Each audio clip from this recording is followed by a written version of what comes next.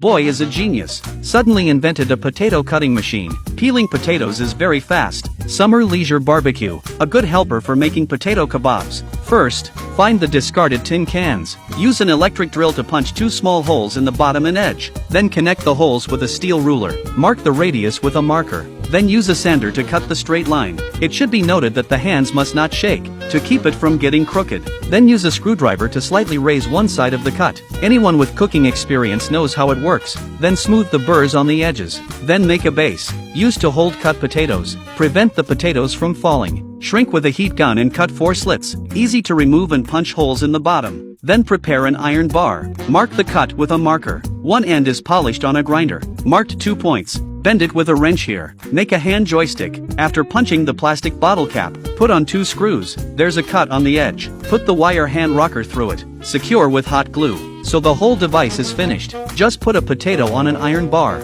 and put the rod through the can. Potatoes can be cut easily. It's shaped like a spring. It's so simple. Such cutting tools greatly improve efficiency. Outdoor barbecue for cutting potatoes. It's very practical. Have the babies learn.